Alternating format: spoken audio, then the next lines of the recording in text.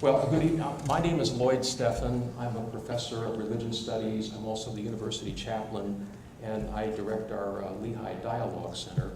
And I am pleased to welcome all of you to this event on behalf of the Visiting Lecturers Committee, the Dialogue Center of the Chaplain's Office, the Office of International Affairs, and our program in Globalization and Social Change, which houses our Global Studies major.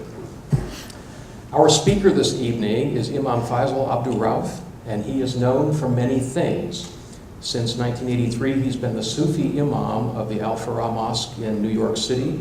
He's the founder of Cordoba House, the interfaith religious and community center close to the site of the World Trade Center. He was at the center of the so-called Ground Zero Mosque controversy in 2010, and he's now written about that experience in a fourth book, the about to be released, and we just found out at dinner tonight that it's going to be released tomorrow. His new book called Moving the Mountain. This is what it looks like. Beyond Ground Zero to a New Vision of Islam in America. We actually were able to get some pre-publication copies here at Lehigh, and they're going to be available after this event. And you have graciously consented to sign some of those books. Absolutely. If want to do that. Absolutely. Imam Rauf has achieved notoriety for speaking out as America's most recognized Muslim spiritual leader. And his message of peace and goodwill has been expressed through a call for inter-religious dialogue. A teacher concerned to educate listeners about Islam, he has spoken out against all forms of Islamophobia, and he has been a vocal critic of all forms of Islamic extremism. He has associated Orthodox Islam with moderate Islam, and moderate Islam with human rights, equal rights for women, opposition to the death penalty, religious tolerance, economic rights, Muslim adaptation to culture, and above all, a plea for nonviolence as central to the Muslim identity. He has said that the great divide in the world today is not between the West and America and the Muslim world, but between moderates of all regions and religions against the extremists of all regions and religions. If the Prophet were alive today, Imam Rauf writes, I believe he would be an avid advocate of nonviolence, and that he would work for the establishment of a nonviolent global movement of moderates across faith traditions. There is much to be said about this man and his work. Along with some Lehigh students, I've had the privilege of meeting the Imam's spouse, Daisy Khan, an extraordinary speaker and spiritual leader in his own right. So we know that the Imam married well. His new book relates the story of what I would call a mystical experience that led the Imam to choose his Islam. So we know him to be a teacher who reminds us all that people face a decision about how they will be religious. For his work to create space for dialogue and understanding, he received what authorities have called credible death threats, but also an outpouring of support came his way from thousands of Americans, including Mayor Bloomberg and President Obama. So we know him to be an American with great faith in American law, justice, and American commitment to religious tolerance, however that may at times strain. And he has shown himself to be a Muslim leader who has a sense of humor. So he submitted to an Asif Manvi interview on The Daily Show. And from this, we learn even more than from the death threats, that he is a man of considerable courage. He has challenged Muslims and all who are non-Muslim to think about what it means to be Muslim in America. And that takes us to the topic of his talk tonight, so we should hear from him. So it's my great pleasure to introduce to you Imam Feisal Abdul Rauf. Thank you. Thank you. Thank you, Lloyd, for this marvelous introduction. I would like to thank all of you here and thank the authorities for having invited me to this very lovely, beautiful campus and to have selected a very unusually warm day to invite me here. So, but it's lovely, and thank you so much, and it's a pleasure to be with you this afternoon. I thought because we advertised this event under the topic, the evolution of an American Islam, that a couple of questions just about that might be in order. So the first question I want to throw your way is, what does the word evolution mean to you in the context of Islam today? Well, I use this term because from my study of religion, I've observed that when religions move from their founding culture to different environments, they evolve. They evolve, and it's originally seen as something alien, but it winds up adapting itself to a given culture and adopts that given culture and expresses itself in that given culture. So let's say for those of you who are Christians, Christianity began in Palestine, but when it went to Egypt, you have even churches that adopted those various names. So you talk about the Coptic Church, which means the Egyptian Church. You have then the Syrian Orthodox Church, or the other kinds of churches, but Syrian. Then you have the Greek Orthodox Church.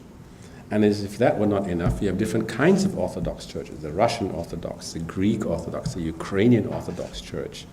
And when Christianity moved to Rome, it became the Roman Catholic Church, not just the Catholic, the Roman Catholic Church. Then when it moved further, you have the, of course, the Protestant movement, and you have the Lutheran Church, and you have even the Dutch Reformed, not enough to have a Reformed Church, the Dutch Reformed Church. Then you have the Anglican Church, the English Church, and even when I was in Scotland last year, we even have the Scottish Church. So, and even in America, you may not call it the American, but there's some certain American versions of Christianity. But this experience is not just unique to Christianity. It happened to all religions, and it's happening to all religions. That's why when I speak about if you look at Islam itself, Islam was founded in the western part of the Arabian Peninsula, called the Hijaz. As it moved in the very beginning of its life to Egypt, to what is today Iraq, to what is today Syria, to Turkey, to West Africa, and to Persia, to India, it expressed itself in those cultures. And what do I mean by those cultures? Not only the theology in our case was the same. The one thing that Islam really perhaps differentiates itself from other religions is that the core theology was pretty much identical throughout. But in terms of jurisprudence, in terms of interpretations of law, there were different interpretations. In fact, the very beginnings of what are called the schools of religious interpretation in the Islamic era of jurisprudence began because of that. You had the people of Medina called themselves the people of tradition, Ahl al-Hadith, and those in Iraq was more cosmopolitan, so they had to exercise their minds to create new interpretations. They're called, Ahl al-Ra'i, the people of opinion. And this led then to what was known as the Hanafi madhab, the Maliki madhab, the different schools of interpretation, all within our tradition. So when this continued, you find that the variations in law, in cultural expressions, like in architecture of mosques, in religious songs and music. For example, those of you who may be exposed to South Asia, there's a particular form of Islamic religious music called Qawwali music, which has a very Indian sound to it. It's unique to South Asia, to India, Pakistan, and Bangladesh. The same thing happened when, even with, let's say, Christian hymns and songs. I happened to take a trip once, a few years ago, from Athens to Istanbul. And Mount Athos, I went to a Greek Orthodox monastery, and the monks sang. And I could hear the same music that Turkish Sufis use, Muslims, the same musical tunes in the Greek Orthodox hymns as some of the Sufi chants. So you see how both areas of cultural expression can cross over and be expressed. So in the context of America, here we are Muslims today, a cross-section of Muslims from all over the world, from 57 countries where there are majorities, and many other countries as well. And what people do is that they bring their cultural expressions with them. So what happens at this phase of the narrative of a particular religious tradition, it is seen as alien. And this is something which happened to the other religious traditions, the Catholics and the and the Jews, and even the Protestants before that. But if you look at what happened to Catholics in this country 100 years ago, 200 years ago, to the Jewish experience, they went through what we're going through today in terms of rejection by the community, having the Catholics had churches burnt down. They were looked at as being, trying to destroy the American way, that the church was going to take over America, that Jack Kennedy, for those of you of my generation, remember that Jack Kennedy was accused of going to be an agent of the Pope and the Catholic Church. So it was considered a threat to the American way. The same thing with the Jewish community. They were seen as, and all the prejudices which were directed against Jews they experienced here. But what happened was, in each of those cases, an American Catholic identity emerged. An American Jewish identity emerged. The same thing is happening to the Muslim community, whether we know it or not. So by understanding the history not only of our own Islamic tradition, but also of faith communities as they find their American legs and their American identity, we can very confidently predict that Muslims also are on the journey of developing or evolving an American Islamic identity. What I do in this new book is unpack what that should mean in terms of our laws, in terms of our culture, in terms of relationships with women, the role of women, and how we can accelerate this process in various ways.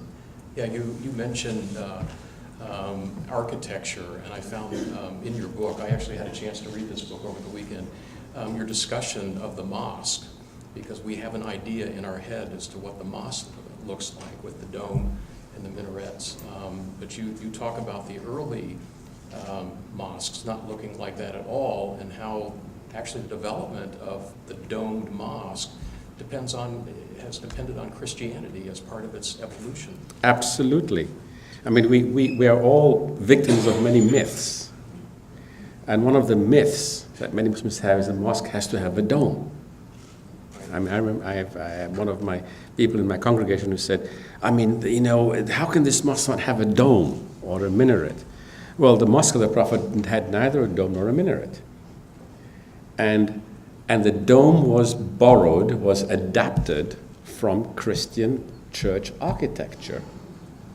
The famous dome of, in fact, the Hagia Sophia Cathedral in Istanbul, which has this unique feature which was later adopted by Turkish architecture. It was a cathedral that was begun 30 or 40 years before the Prophet Muhammad was born. And it's unique kind of a dome. And I think there was even a dome at the Church of the Holy Sepulchre in Jerusalem before even the time of Islam. So what people don't realize, Muslims don't realize, is that much of our own culture was actually taken from other cultures. Roman culture, Greek culture, our philosophy. One of the scholars in one of the projects I'm working on said, Imam al-Ghazali was a famous thinker and theologian and jurist. One of his famous books of Islamic law is based upon Greek philosophy. If you don't understand Greek philosophy, you'll not understand his book Al-Mustasfa, which is a great classic in Islamic jurisprudence. So people don't realize, even Muslims ourselves are very uneducated on how much of fundamental aspects of our religion, be it architecture, be it law, are actually taken from other systems and have been adopted and adapted and made part of our own. And the more we realize and understand this, the more we see the commonalities and don't claim something as being exclusively ours. So, very good. Could you say something about what your vision is of an American Islam? Well, for example, one of the things that Muslims like to do here is because we believe in tradition. So when they build a mosque, it should look like a 13th century mosque from Cairo or a 17th century Ottoman architecture. But that's not our history. The Ottomans designed their own architecture. The Egyptian Fatimid architecture is unique to itself and distinctive. The Safavid architecture of Iran, the Mughal architecture of India, these express the architecture of those particular cultures. So we have to have mosques in America which look American. They have to look American. Now the minaret was originally, had a purpose. The purpose to call the faithful to prayer. That was a time when we didn't have, watches and digital watches and other ways of calling people to prayer. And part of making religion relevant is that it has to express itself in the vocabulary and thinking ways of a given society, because the perennial challenge of every faith tradition is, and this is something that's not only a challenge to Islam, every religion has faced this tradition from the very beginning. I remember when I came to this country in the 60s, people would say about, how does Islam deal with modernity?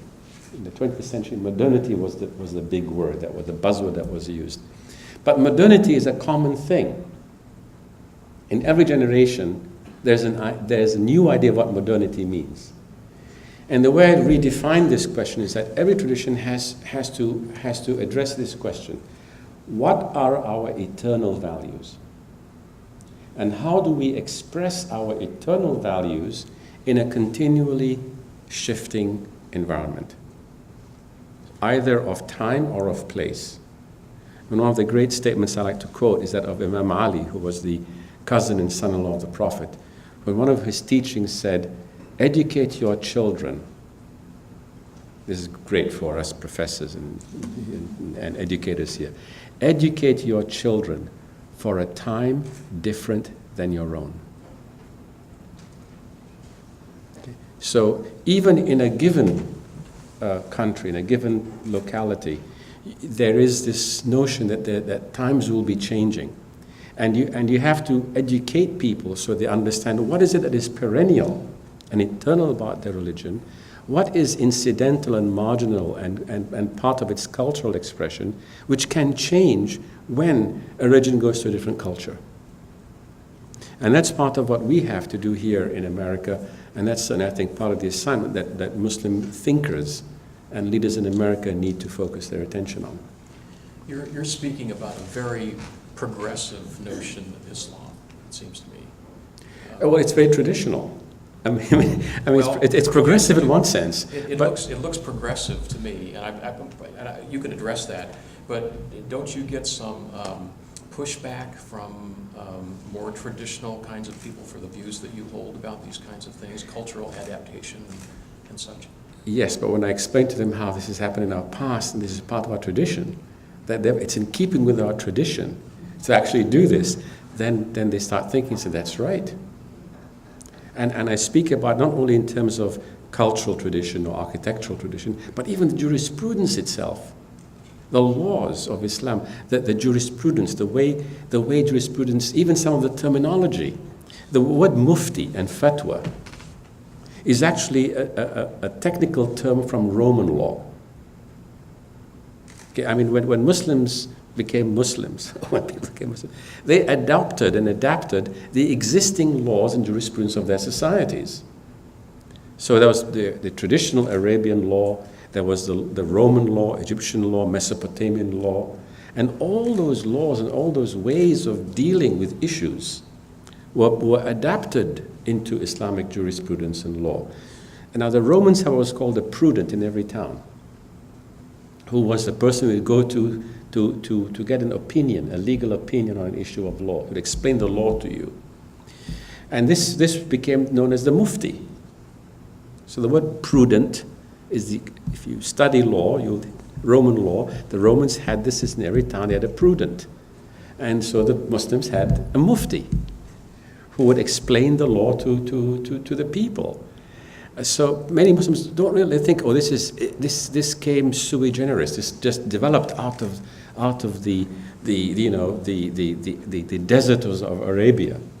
No, these things developed over a few centuries, and most of these people who developed the law came from a pre-existing tradition.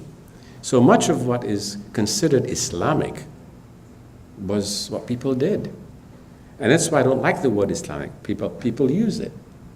I could talk about Islamic medicine. What does Islamic medicine mean? Because Ibn Sina, Avicenna, practiced medicine, that's Islamic medicine. But the problem with that kind of nomenclature is that people start saying, well, that's Islamic medicine. Well, what about the medicine that Christians developed now in the 20th century? Is that un-Islamic medicine? That's the kind of absurdities that Muslims get themselves into. And unfortunately, this has happened. You've talked a good bit about, in your book, about the experience of being a Muslim. The book is an interesting combination of a teaching to your readership, but it's also quite revelatory with respect to your own life story. When I mentioned in the intro this little mystical experience, I was really quite taken by that. Could you share a little bit about what you think the role of experience is in Muslim life and in understanding what it means to be a Muslim? Thank you. Great question. Well, I believe every religion must be practiced from an experiential base. Because if you practice religion as an individual, from your own experience of God, then your religion is based upon an unshakable foundation, the right foundation. It's religion what I call from the inside out, and it's comfortable and strong and firm and prepared to deal with the trials and tests that every person experiences. But if you try to practice your religion from the outside in, as many of us do, and I'm most familiar with Muslims, but I've seen it in every faith tradition, your religion is not really genuine. Because religion becomes mainly a kind of a cultural identity rather than based upon the experience of God. As a Muslim, we are taught, Quran teaches us that, God sent prophets to every society. And in fact, Islam, from a Quranic point of view, which is our scripture, is not the religion of Muhammad in an exclusive sense. Islam is about God's religion, about your direct religion with the Creator. And all the prophets are considered as, you might say, another way that I've described it is that Islam is not about Muhammad Inc. versus Jesus Inc. versus Moses Inc. It's about God Inc. All right, with Muhammad, Jesus, and Moses and all the other prophets as regional representatives of God. That's the kind of analogy to how the Quran describes Islam. So Islam is about the common religion which all human beings really should relate to. And therefore we should practice our religions not as different communities competing against each other and expressing hatred with each other, etc., but rather as people who are part of the same family. Anyhow, going back to the core definition of religion, to me religion is about answering the perennial questions that each of us have about what it means to be human. Why do we exist? What is the purpose of my life? Is life just about, these few moments and, eating, sleeping, and getting married and dying, and that's it? There are those who say that is it. If that is satisfying to you, well and good. But for many of us, that's not satisfying. We have this intuitive belief that we are part of something meaningful, that our existence in this world is about a larger purpose. And religion seeks to answer that question. And that question is answered when you experience God. And for me, having grown up in different cultures, I was born of Egyptian parents, born in Kuwait. My father was a graduate of Al-Azhar University, which up until that time was more like a seminary, the premier seminary in the Muslim world. He was sent abroad to teach and to study in the case of England. So I grew up in England for 5 years, in Malaysia for 10 years, came to this country at the age of 17. But as I was growing up and being the son of a religious teacher, religious scholar, I mean, to me, religion was like in the family business, you might say. But I had to really understand this family business, and you know, so to me, I had to really grapple with it. Plus, I was also gifted from an early age to be a thinker, and I was good in school and stuff like that. So I prided myself on being a good thinker. So I wanted to think through these issues.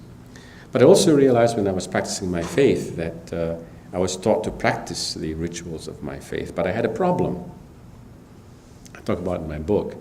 I mean, one of the key definition of being a Muslim, what makes you a Muslim, is what's called a testimony of faith, which is I bear witness that there is no God but God. I bear witness that Muhammad is the messenger of God. Now, I was doing my prayers, and I would feel uncomfortable with that. I never witnessed God yet. You know, you're 7, 8, 9 years old, you're taught to pray, and so I was around 10, 11 at the time, and I every time say Ashhadu an la ilaha illallah in our prayers, I bear witness that there is no God but God. I would have this voice inside me saying, Faisal, you're a bloody hypocrite. You're saying these, mouthing these words. These are not minor things to state, but you haven't experienced God yet. So I remember, you know, we used to have lunch. Lunch was our major meal then. We called it dinner, and night was called supper. That was, you know, the English tradition. So I remember telling my dad, Dad, doesn't the word ashhadu mean to witness? He said, yes, Faisal. And the witness means to see, right? He said, yes. Doesn't ashhadu an la ilaha illallah mean that I witness that there's no God but God? He says, yes, Faisal. I said, Dad, I haven't witnessed God yet. You know? I mean, I don't feel right even praying. So, but those are the things that I had to grapple with. But fortunately, I believe that, you know, and I was telling earlier that you know, there's a famous George Harrison song, for those of you of my generation, the Beatles, where he sings, I really want to see you, Lord, my sweet Lord. And the desire to see God, the desire to know God, is a universal human desire, especially among those who want to be religious or are brought up being religious. And if there is a God, why can't I see God?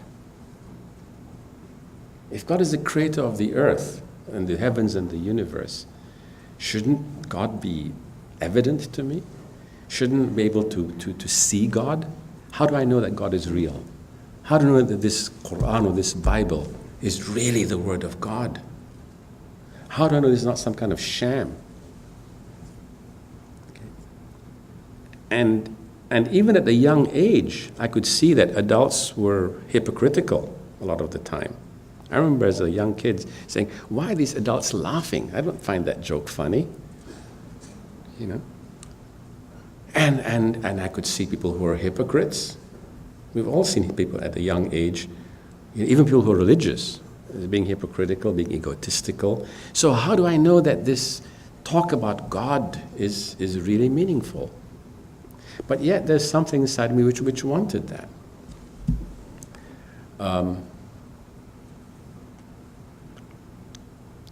And I also talk about this other story in my book, that because I grew up in different societies, I never felt a full sense of belonging anywhere. And I had a problem, you know, identifying myself. I remember when I was a young boy in England, people say, Faisal, what do you want to be when you grow up? Now, at that time, every young, you know, British English kid wanted to be an engine driver, train driver or fire engine driver. So I went from wanting to be an engine driver. By the time I was, I think, 9 or 10, I wanted to be a film star. Hats off to you, Michael. I then wanted to be maybe a film director, a musician. By the time I was 14 or 15, I realized that the question was wrong. By then I was in high school, we're studying Shakespeare, Hamlet, to be or not to be, that is the question. And I realized that the question they were asking me was not, what do you want to be, Faisal, but what do you want to do? I could do many things. I could do different things at different times. But this raised the question of being, the nature of being, and who was I? Who was Faisal? And when so I grappled with it from this time of my early teens till I came to this country. Actually, it was in my 20s. And I would look at myself and I say, you know what, every few years, I look different. There's very little similarity between myself at 15 and my years in 15 months. These baby pictures, albums, and stuff like that. But only am I physically changing, I'm also, my ambitions changed. I wanted to be this, I wanted to be that, but then my emotions also changed. When I was 6 years old in first grade, I was so upset that my teacher got married. I felt jilted. I had a crush on her, And every couple of years, I'd have this enormous crush on another girl that if she doesn't fall in love with me, I'd die. And then 2 years later, I think, what was I thinking about? How could I be in love with this person? Now there's another person. But what that taught me was that there's a mortality. There was a, as we say in America, an expiration date to even my loves, to my ambitions. Even if you get excited about doing a certain something and we experience, it becomes more tragic as we get older and you commit yourself to a career path. You know how it's like when you are majoring in something and after 2 years or 3 years you want to change your major. Well, guess what? Even after you have invested in a particular career choice and you have a job, after a certain time in that job, so you don't want to do this anymore. And it happens in jobs, it happens in relationships. And one of the most shocking experiences to me was when I woke up I was in a relationship with someone and I woke up one day and just all of a sudden felt the feeling is gone. As if someone had gone into my heart and just vacuumed all the feelings I had for this person. I didn't hate her anymore, but I didn't love her anymore. And to feel that you cannot even control aspects which are so fundamentally a part of yourself.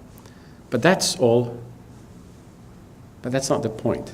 The point is, in spite of all these changes, why do I still insist that I'm still the same person?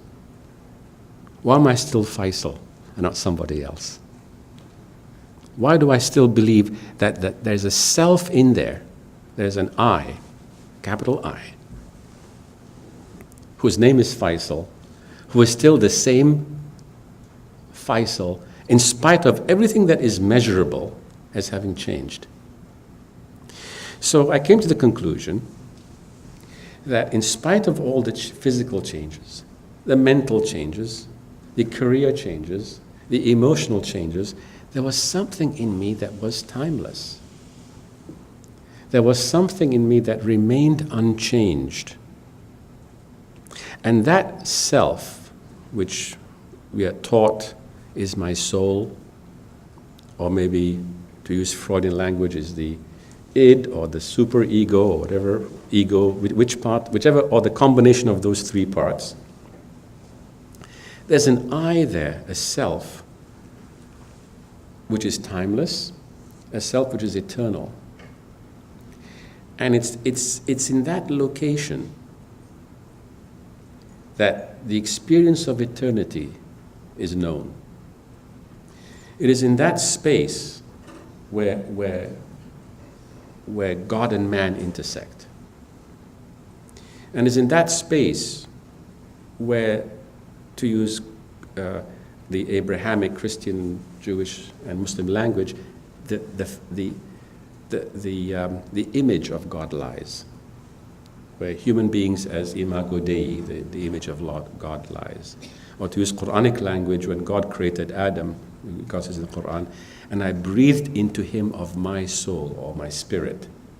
So there's something in us which is of the divine nature, which knows God intuitively. When that is awakened, that is when we have that personal experience of God, what our Buddhist friends call the moment of enlightenment, that aha moment. And when you have that aha moment, you just know you've experienced absolute reality. God, as a direct experience, just like you can't talk about love.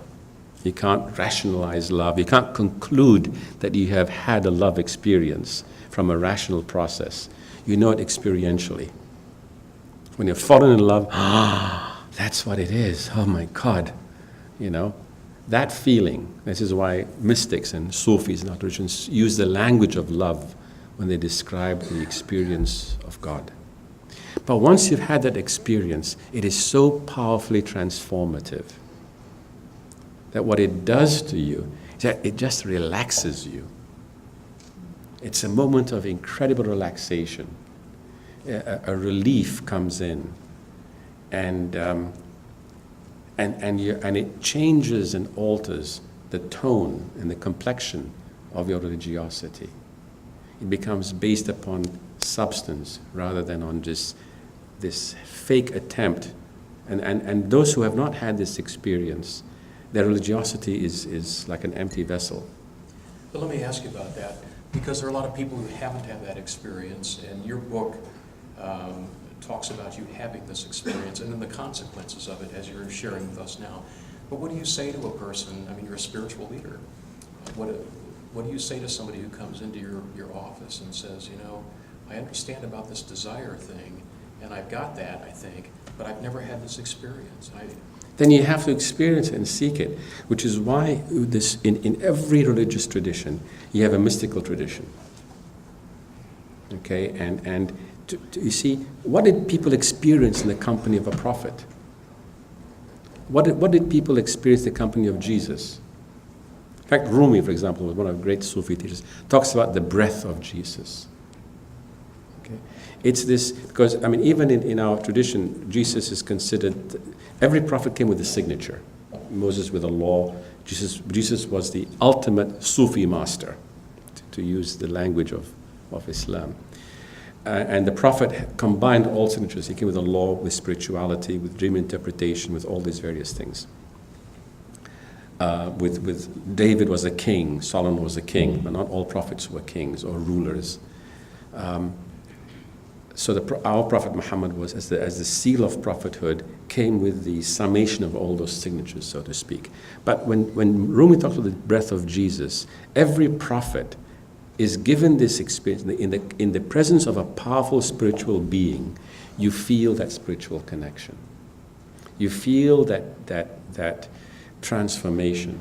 Now, in our tradition, we have what's called dhikr sessions, where you repeat. This is why even in other Eastern traditions, you have this practice of a mantra. So in our tradition, we repeat La ilaha illallah, Allah, especially in the company of those who have already been illuminated, to use that language, who have already been initiated into that experience, because it is that experience in the company of those who have had that experience where this transmission is given and experienced. So you can actually precipitate it. It happens providentially, serendipitously. I believe that every human being has had some experience in his or her lifetime of such a moment where you feel that you are at one with the universe, where the boundaries of your consciousness dissolved momentarily. And in that moment, you couldn't tell between, you could tell between yourself and the rest of the universe, but you also felt an absolute sense of oneness, an absolute sense of full relaxation and recognition that you are part of the universe and the universe is part of you as well. But you can precipitate that. And that's what the purpose of being in the company of spiritual teachers is about. And within our tradition, we speak about companionship, what's called sohbah in Arabic. And from that particular tradition of what you might say the mystical tradition, or the spiritual tradition. For us, suhbah, companionship, means companionship with those who have had that spiritual enlightenment, through whom you can get initiated into it far more rapidly. I want to take you were mentioning Sharia law, and it seems to me one of the claims you make in your book, which might be seen as controversial, is that America is already under Sharia law. And that's one thing. And the other thing I wanted to add to that is that I think a lot of Americans who, if you mention Islamic law to a lot of Americans, what they think of is punishment law. They think of women who've been accused and convicted of adultery being stoned and hands being cut off for theft and things like that. How do you, in envisioning an American Islam, how do you explain all of that to an American audience?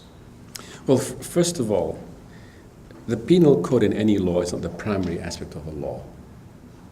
The primary aspect of any law is its positive law. American law is not defined by how it punishes its criminals. And the way we punish our criminals can evolve and does evolve under any system of law.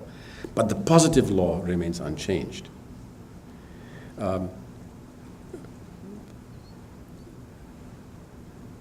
God has commanded humanity to do certain things. The 10 Commandments are core to our religious traditions about worshiping God, about not committing adultery, not committing theft, not taking the name of God in vain. These are the positive core aspects of any law. And what I love about America is that our Declaration of Independence begins with the following words. This is before the Constitution was written. We hold these truths to be self-evident, that all men are created equal, that they are endowed by the Creator with certain inalienable rights, among which are life, liberty, and property was edited to pursuit of happiness. And it goes on. Now let's unpack these statements. All men are created equal. The equality of human beings is something unique to the Abrahamic faith traditions.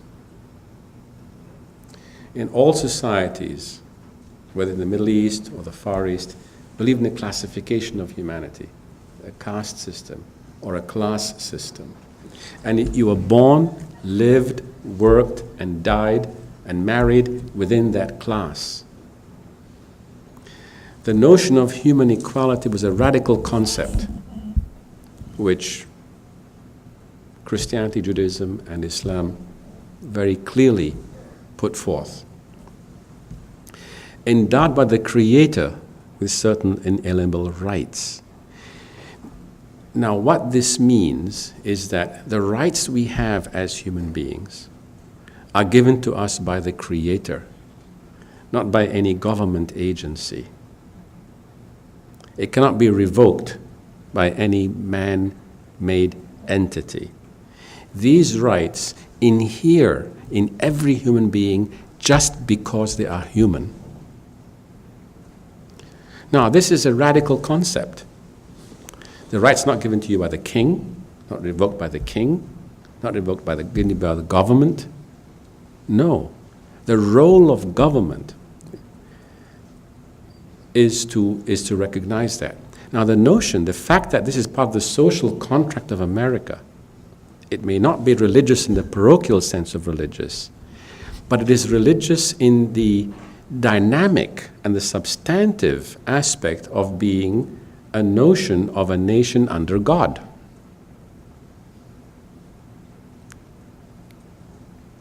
A nation that acknowledges God, which is why the name of God and a prayer is always mentioned in our government,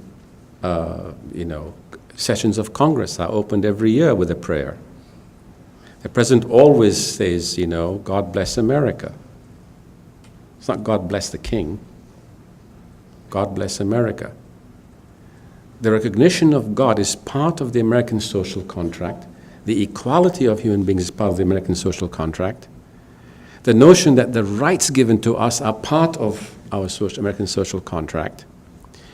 And some 7 centuries before these lines were penned by the founding fathers, Muslim jurists said that all of Islamic law is to promote one objective: the best interests of human being in this world and in the next life, the next world, because we believe in it hereafter.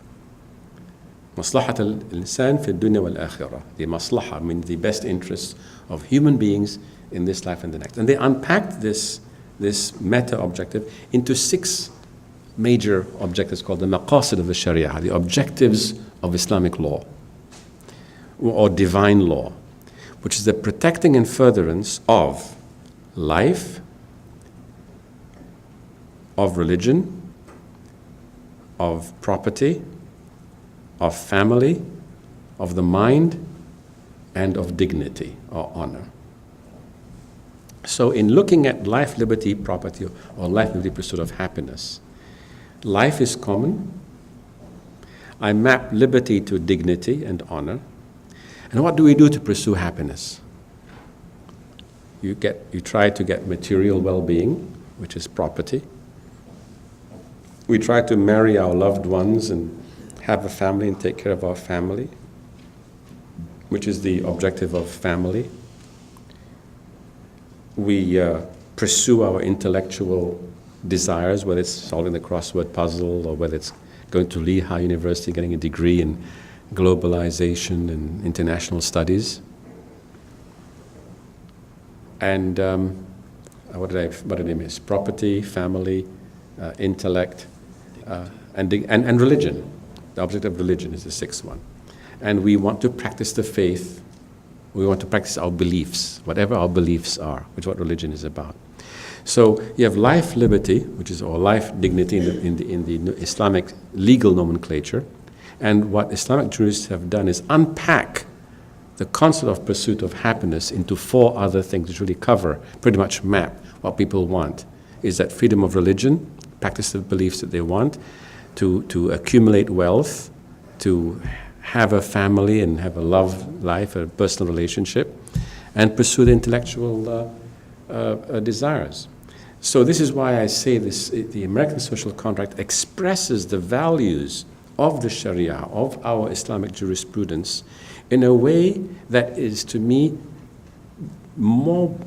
better well articulated than the constitution of many, many so-called societies which are majority Muslim. And that is why I believe that the American Declaration of Independence, and it goes on to say that government is instituted by men to protect these rights, to deliver these rights to the people.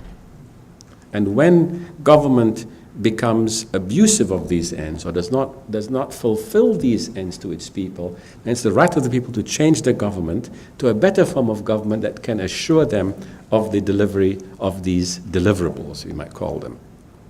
And it's these deliverables which an Islamic state should provide its people. So this is my argument to people within my community to demonstrate. And what I'm trying to do here is not that different from what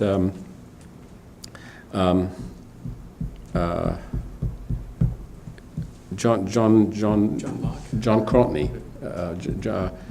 was it the Christian theologian who, the Catholic theologian who actually tried to show, John Courtney Murray, thank you. John Courtney Murray, who worked very hard to demonstrate to the Catholic community that the American system of government actually is in sync with Catholic theology. That's an important part in bridging and making people understand how this country that we appreciate expresses values that also are true to our tradition. And that's why I speak about that in that context. It's interesting, just as a comment back to you, that those different items that you were laying out, life and human dignity and religion, those all represent goods of life in the natural law tradition. And the natural law tradition in the West has been preserved by the Roman Catholic Church, and it's still in use as a major philosophical forum today. Which Indeed. is to say that Sharia law, as you're presenting it here, is actually a natural law tradition. It is, and if you look at again, I don't remember the exact words, but if you look at the Declaration, it talks about the laws of nature and of nature's God. Right. That very construct suggests, because what is nature after all? Nature is if you believe in God, then nature is part of God's creation, and therefore the laws of nature, if that's what natural law means, we can discuss that for a long time too, but if natural law is equal to the laws of nature and of nature's God is really another way at expressing this congruence of ideas. And this language, the laws of nature's God, which is part of our Declaration of Independence, is very specific. Now, I know that the founders grappled with the phraseology of the Declaration, but in doing so, they described a reality which is true to Christian, Jewish, and Muslim tradition, and possibly even a humanistic tradition. Well, and very much in a humanistic tradition, because Aristotle and Cicero all thought those things too. They all believed that human beings, being endowed with reason, had a natural capacity to, in a sense, think their way to God or to an ultimate reality. They all held views about that. Well, and in fact, that is very much behind a lot of Islamic jurisprudence, because the application of the intellect, or reason, as we call it in English, is very highly valued in Islamic jurisprudence as the means by which, these 6 objectives of the law are not found in the Quran or the Hadith. They are deduced from the commandments. Thou shalt not kill, thou shalt honor thy parents, thou shalt, not commit adultery. So from that, the idea of family, thou shalt not steal, thou shalt give charity, etc. And that means the sanctity of property. Thou shalt not kill, therefore they concluded life. Thou shalt not slander people, thou shalt not deprive a person of this or that, so and give every person his dignity. From that, they deduced, the objective of honor and dignity. So very much an intellectual process, a process of reason, was very much applied to identify these so-called 6 super objectives, which are now being used and have been used as a way to actually advance the concept of Islamic jurisprudence. Because if that is the objective of the law, jurists have even said, Muslim jurists have said that the objectives of the law trump the letter of the law. So when an application of the law violates the intent of the law, then it is a miscarriage of justice. I'm going to ask you one more question, then we'll open this up. You have a chapter in this book on the status and role of women in Islam, and would you share some of your insights about the role of women in Islam? What's very important, I think what people don't realize is that the Prophet actually did a lot to advance the role of women in the 22 years of his ministry as a prophet until he died. And what he did was so revolutionary. Unfortunately, I believe that in many societies, even in Arabian society, much of pre-Islamic, even Muslim scholars acknowledge this, much of pre-Islamic practice reasserted itself after the death of the Prophet in terms of tribalism, in terms of, the tribes jostling amongst themselves, and that's why you had the difference with the Umayyads and the Abbasids, different tribes or families or clans. So clan warfare resumed in a different form, even within the Islamic experience. And I believe that the cultural practice between genders also continued. I believe that religion and spirituality speaks to the equality of men and women, but cultural norms are very, very powerful, and they very often reassert themselves in given societies. And culture has its own dynamics.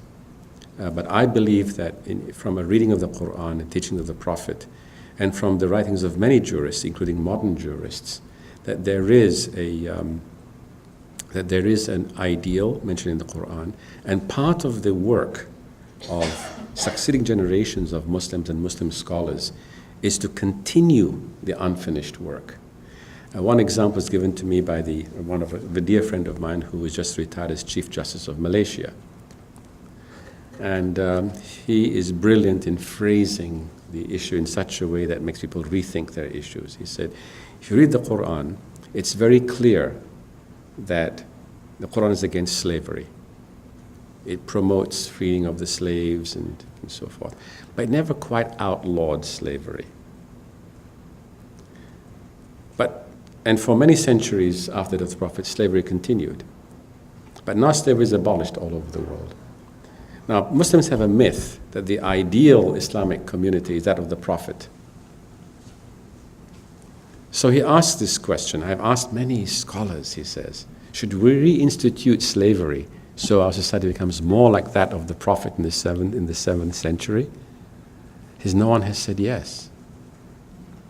Okay. So he said, similarly, if the status of women was not really completely made equal, does that not mean that we should then continue with making sure that the role of women is given the same respect that is given by the Prophet and the teachings in the Quran? And we can even look, even if you look at historical situations, when Islam spread to many societies, many of the other laws, in laws of, let's say, inheritance laws, different societies had different customs on inheritance or on marriage. And they adapted the Islamic law to their particular situations. So other than the issues of worship and practice and rituals, all the laws dealing with, let's say, what we call in the terminology worldly laws, not laws pertaining to how you worship, how you pray, how you fast, those are considered fixed. But laws pertaining to human interactions, those laws are subject to evolution. And many early Muslim scholars have accepted that fact. Because a lot of these things have to do with the given nature of a given society, and part of the role of jurists in any given society is to make their laws more relevant and more relevant to the societies, the communities that they live in. And in this book, as you've pointed out, I speak about issues regarding the penal code, the gender relationships, and things of that nature. And the hijab. So the what? You talked about the hijab. The hijab. Oh yes, even that is a very cultural thing. Right. Well, people don't know that. I didn't know that until I read your book. Oh yeah. You want to just share that with me? Well, I didn't know it myself until I began to study Islamic law.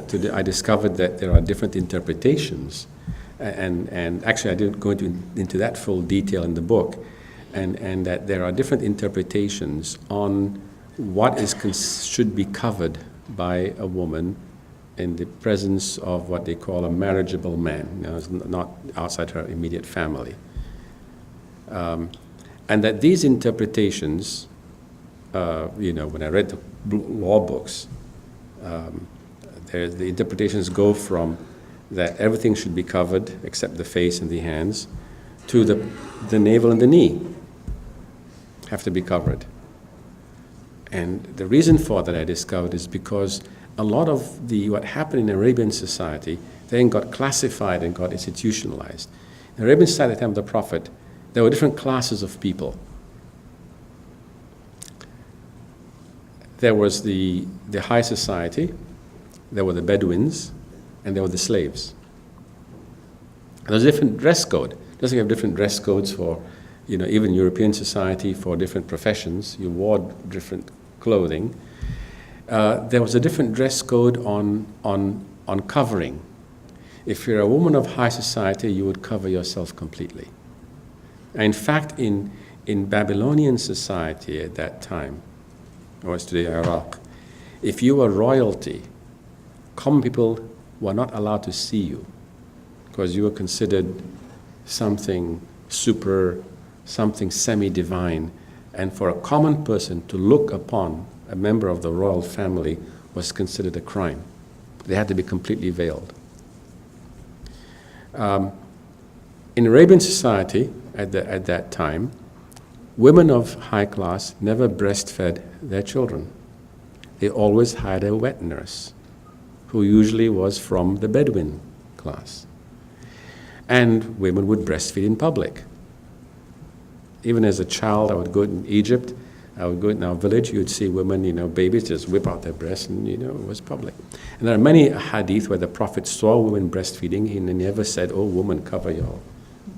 So based upon these, what are called precedents of the Prophet, the act of breastfeeding in public meant that the exposure of that part of the anatomy was deemed okay, but if it's done for purpose of breastfeeding, not because of being provocative.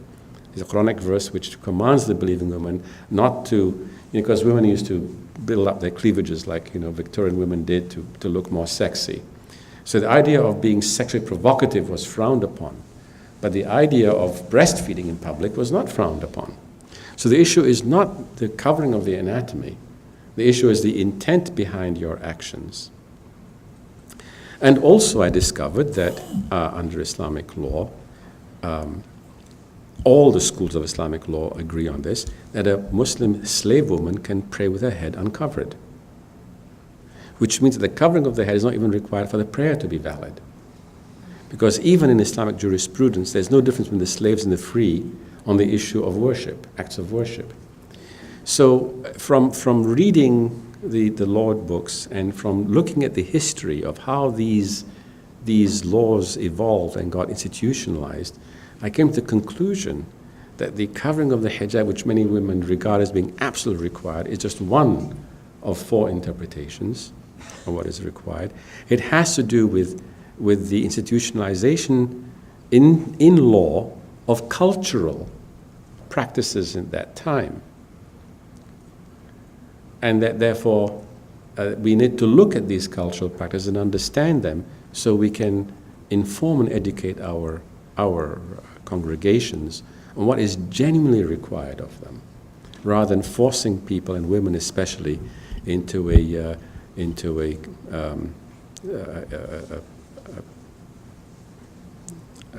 dress code that may be a bit of a straitjacket. We want to have a few minutes for questions. Maybe we could just thank the Imam for his presentation. Thank you. Thank you so much, guys.